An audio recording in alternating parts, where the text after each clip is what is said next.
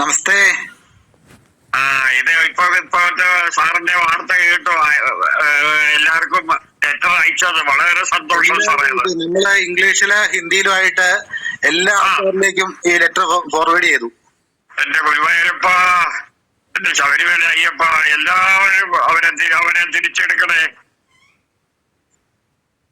അയ്യോ, എവിടുന്ന വിളിക്കുന്നേ? ഞാൻ സാറേ കഴിഞ്ഞ ദിവസം വിളിച്ചോ സാറിനെ. അതെയോ? പേരെങ്ങനെയാ? എന്റെ പേര് ഈശ്വരൻ നമ്പൂരി എന്നാണ്. Okay okay. എവിടെ താമസിക്കുന്നത്? എന്തോ? എവിടെയാണ് താമസം? ഞാൻ ചെങ്ങന്നൂരാണ്, ആലപ്പുഴ ജില്ല. അതെല്ലേ. Okay okay. എന്റെ മോന് വേണ്ടി ഞാൻ എന്തെല്ലാം വഴിപാട് ചെയ്യുന്നതെന്ന് അറിയാവോ? അതെല്ലേ. ഞാനിപ്പോ ഈ നമ്പൂരി ആണെങ്കിലും ഡിപ്പാർട്ട്മെന്റിൽ പെൻഷനായിട്ട് 67 വയസ്സുണ്ട്. ഞാൻ പരിമല പള്ളിയിൽ പോയി മെഴുകുതിരി തെളിച്ചതാണ് ഇലക്ഷൻ ദിവസം. ഇലക്ഷൻ പോട്ടെ, എന്തുവാ ജാമ്യം കിട്ടിയ ദിവസം. ഓക്കെ, ഒത്തിരി സന്തോഷം. ഞാനിപ്പോ രാഹുൽ ഈശ്വരുമായിട്ട് മിക്കവാറും സംസാരിക്കാറുണ്ട്. ഇതല്ലേ? ഉണ്ട്.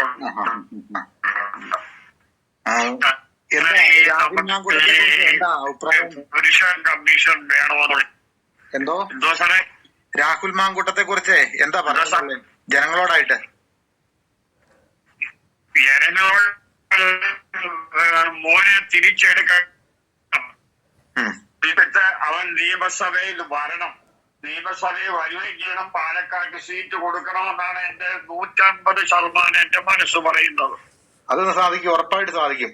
അതിനു വേണ്ടിയിട്ട് ചേട്ടനെ പോലെയുള്ള ആൾക്കാര് കട്ട സപ്പോർട്ട് ഉണ്ടെങ്കിൽ എത്രയും പെട്ടെന്ന് തിരിച്ചെടുക്കും. ഒരു സംശയം. തിരിച്ചെടുക്കണം സാറേ. ഞാൻ എന്ത് ചെയ്യണമെന്ന് പറഞ്ഞാൽ ഞാൻ എല്ലാ വഴിപാടുകളും ഞാൻ ചെയ്യുന്നുണ്ട്. അന്ന് ഞാൻ വിളിച്ചു പറഞ്ഞതാണ് നമ്മുടെ ജഡ്ജി അമ്മാവന്റെ അവിടെയും ഞാൻ വിളിച്ചു പറഞ്ഞ് വഴിപാട് ചെയ്യിക്കാൻ ഞാൻ പൈസ അയച്ചു കൊടുത്തതാ. Okay okay. എന്റെ മോനെ തിരിച്ചെടുക്കണം. എനിക്ക് 2 മക്കളാണ്. 40 വയസ്സും 36 വയസ്സും ഉള്ള മോനാണ്. എന്റെ മോന്റെ പ്രായമേ ഉള്ളൂ. എനിക്ക് ഞാൻ കണ്ട പരിചയം പോലും ഇല്ല. ഞാൻ നമ്പറിൽ വിളിച്ചാൽ എടുക്കത്ത് പോലും ഇല്ല. എങ്കിൽ തന്നെ എനിക്ക് ആ കുഞ്ഞെടുത്ത് പാലക്കാട്ട് തന്നെ നിർത്തണം. തീർച്ചയായിട്ടും എത്രയും പെട്ടെന്ന് സാധിക്കട്ടെ. അത് സാധിക്കുകയോ വേണം. ഈ പറഞ്ഞ ഞാൻ പേരെടുത്ത് പറയുന്നില്ല, 3-4 പേരുണ്ട്. അവര് പരാജയപ്പെടുകയും വേണം. തീർച്ചയായിട്ടും അവരെ പൊതുജന സമക്ഷത്തിൽ കൊണ്ടുവന്ന് വിചാരണ ചെയ്യണം. അവർക്കെതിരായിട്ട് തീർച്ചയായിട്ടും പരാജയപ്പെടണം സാറേ. പരാജയപ്പെട്ട് ഇവരെ നിയമസഭയെ കാനവാസത്തിന് പറഞ്ഞയക്കണം.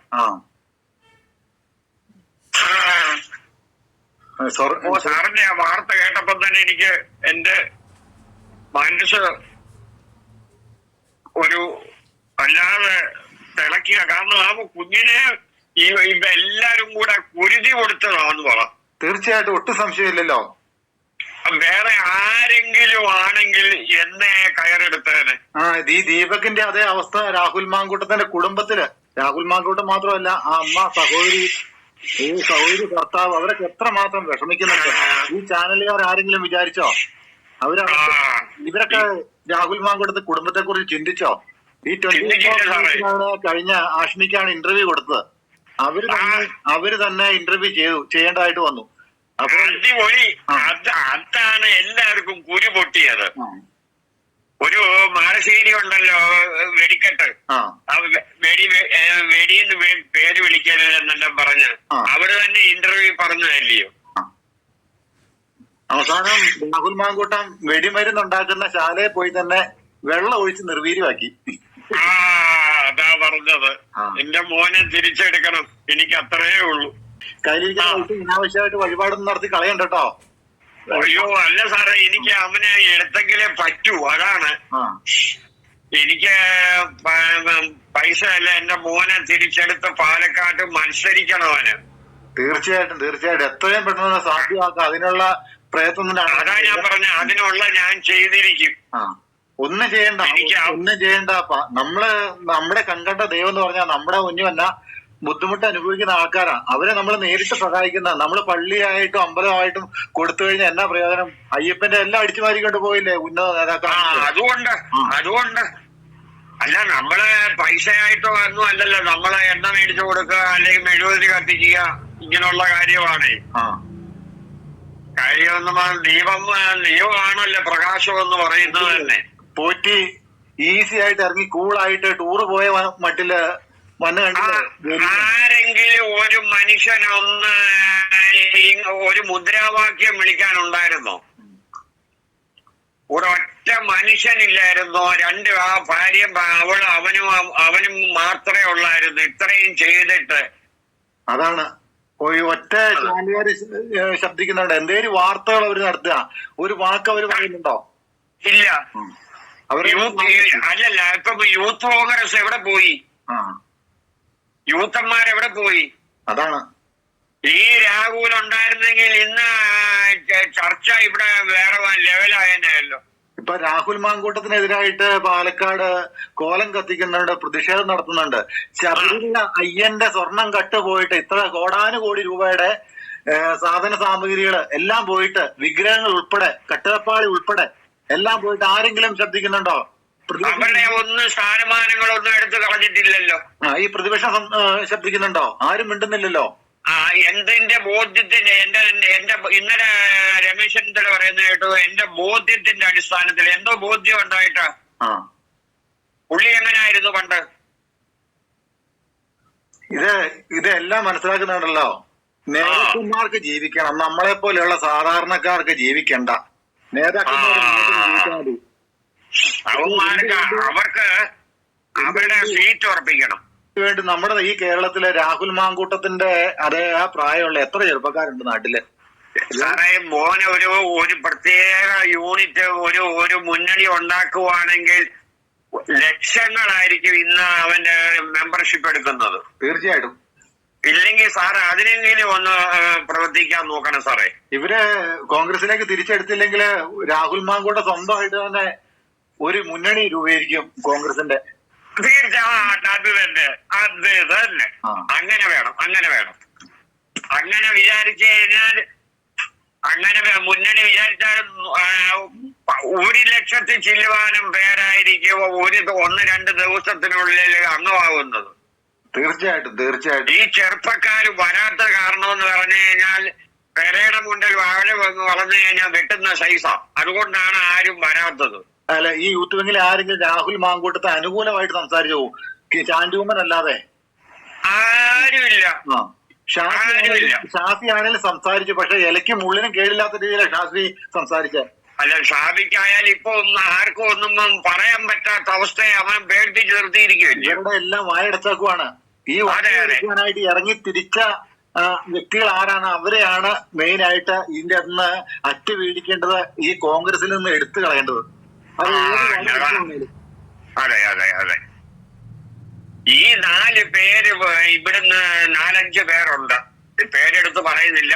5 പേര് നിലം തൊടരുത്. വെച്ച കിട്ടിയ കാശ് പോലും കിട്ടരുത്. സ്വയസിദ്ധമായിട്ട് കോൺഗ്രസ് എന്നുകൊണ്ട് തന്നെ ഒരു കാര്യം പൊതുജനങ്ങളോട് തുറന്ന് സംസാരിക്കത്തില്ലാത്ത, അങ്ങനെ തുറന്ന് സംസാരിക്കാൻ അനുവദിക്കാത്ത ഒരു വ്യക്തികളെ എത്ര വടവൃക്ഷമാണേലും അവരെ അവിടെ നിന്ന് എടുത്തു മാറ്റണം. അത് ജനങ്ങളെ ഉത്തരവാദിത്വം. അതെ. ജനങ്ങൾ അതിന് ഒറ്റക്കെട്ടായിട്ട് ഇനിയും പ്രവർത്തിക്കണം. അപ്പൊ മുകളിൽ നിന്നൊരു നിർദ്ദേശം ഉണ്ടായിരുന്നു, രാഹുൽ മാങ്കൂട്ടത്തിന് അനുകൂലമായിട്ട് കോൺഗ്രസ് നേതൃത്വത്തിൽ നിന്നും ഒരു പ്രവർത്തകരും ഒരു വാക്ക് പോലും ഉരിയാടരുത്. ഉരിയാടിയാൽ നിങ്ങളെ പാർട്ടിയിൽ നിന്ന് പുറത്താകും. ആ നിർദ്ദേശം ആരാ കൊടുത്തേ എന്നാണ് മനസ്സിലാക്കേണ്ടത്. അതാ പറഞ്ഞത്. ഇവിടുന്ന് അങ്ങോട്ട് അയച്ചു കൊടുത്തു. കാരണം ഈ പറഞ്ഞ ആൾക്കാരുടെ എല്ലാം ഹിസ്റ്ററി ഒന്ന് പരിശോധിച്ച് നോക്കി. രാജമുന്ന് ഉണ്ണിത്താൻ എങ്ങനായിരുന്നു? രായ്ക്ക് രാമായണ രാത്രി കയറി കാറിനകത്ത് എടുത്തോണ്ട് പോകുന്ന നമ്മൾ കണ്ടിട്ടുള്ളതല്ലയോ? അവനാണ് ഇവിടെ വന്ന് രാഹുലിനെ ക്ലാസ് എടുക്കുന്നത്. അതാണ് ചെന്നിത്തലയിൽ നമുക്കറിയാവുന്ന ക്ലാസ്. ചെന്നിത്തലയിൽ നമുക്കറിയാവുന്നതോ. ഇപ്പൊ അടൂർ പ്രകാശിന് വേണ്ടി പോസ്റ്റ് ഇട്ടിരിക്കുന്ന രാഹുല്, അതിനെല്ലാം അവൻ വേണം. അതുപോലെ തന്നെ മണി ചെയിൻ സർട്ടിഫിക്കറ്റ്, മണി ചെയിന്റെ ഇത് വന്നപ്പോഴും മേടിക്കെതിരെ പോസ്റ്റ് ഇട്ട ആളാണ്, ഗുണമായിട്ടിട്ട ആളാണ് രാഹുൽ മാങ്കൂട്ടം. ദൈവം അനുഗ്രഹിക്കട്ടെ അവനെ എത്രയും പെട്ടെന്ന് എടുക്കുന്നത്. ഞാന് പരാതിക്കാരായിട്ടുള്ള ഈ 3 സ്ത്രീ കഥാപാത്രങ്ങളെ ഇപ്പം കാണാൻ പോലും ഇല്ല. കാണാന്ന് പറഞ്ഞു കഴിഞ്ഞാൽ ആരും രംഗപ്രവേശനം ചെയ്തിട്ടില്ല. ഇതിനൊക്കെ അന്നത്തെ ഇന്റർവ്യൂ കുരു പൊട്ടി എല്ലാവർക്കും. അന്നത്തെ ഞാൻ പറയുന്നത് 24 ഈ കാശ് മേടിച്ചാണെന്ന് പറഞ്ഞ അവരൊരു കേസ് ഫയൽ ചെയ്യണം അവരുടെ പേരില്. നാണക്കെടുത്തുമല്ലയോ? തീർച്ചയായിട്ടും ആഷ്മിയെയും ശ്രീകണ്ഠൻ നായർ സാറിനെയും നാണക്കെടുത്തുമല്ലയോ ചെയ്തത്? ഇവര് ആണല്ലോ, ഇവര് ഈ ഇന്റർവ്യൂ നടത്തിയ ആൾക്കാരാണല്ലോ. പക്ഷെ ഈ അവിടെ രാഹുൽ ഉമ്മാങ്കൂട്ടത്തെ കൊണ്ടുവന്നിട്ട് കശാപ്പ് ചെയ്യാന്നാണ് ആഷ്മി വിചാരിച്ചേ. പക്ഷേ അത് ആ വെള്ളം അങ്ങ് വാങ്ങി വെച്ചാ മതി. എന്റെ മോനെ തിരിച്ചെടുക്കണം, അത്രേ ഉള്ളു കാര്യം. തീർച്ചയായിട്ടും എത്രയും പെട്ടെന്ന് അത് എടുക്കണം സാറേ. അങ്ങനെ ഒരു വാർത്ത കേൾക്കാൻ ഞാൻ ആഗ്രഹിക്കുക സാറേ. നമ്മള് ഈ പരാതി കൊടുത്താക്കുന്ന എന്താണേലും ഇന്നും നാളെ ആയിട്ട് ഇതിനൊരു മറുപടി ഇവരുടെ ഭാഗത്തുനിന്ന് കിട്ടും. എത്രയും പെട്ടെന്ന് ഒരു റെസ്പോൺസ്, അതായത് ഇവര് പാർട്ടിയിൽ ഒരു തീരുമാനം, ഉചിതമായ ഒരു തീരുമാനം എടുക്കുകയും ചെയ്യും. അത് വേണം സാറേ. അതുപോലെ തന്നെ സാറ് അതിനെല്ലാം സാറിന് എല്ലാവിധ നന്മകളും ഈശ്വരൻ അനുഗ്രഹിക്കട്ടെ. ഒത്തിരി സന്തോഷമുണ്ട്. ഞാൻ പ്രാർത്ഥിച്ചോളാം. രാഹുൽ ഈശ്വരനെ വിളിക്കുമ്പോൾ ഈ ചാനലിന്റെ കാര്യം ഇവിടെ പറഞ്ഞേരെ, ഞാൻ തിരക്കിന്ന് പറഞ്ഞേരെ കേട്ടോ. ഉണ്ട്, ആയിക്കോട്ടെ. തിരക്കാന്ന് പറയാം, അതാ വിളിക്കാത്തെന്ന് പറഞ്ഞേരെ കേട്ടോ. ഓക്കെ.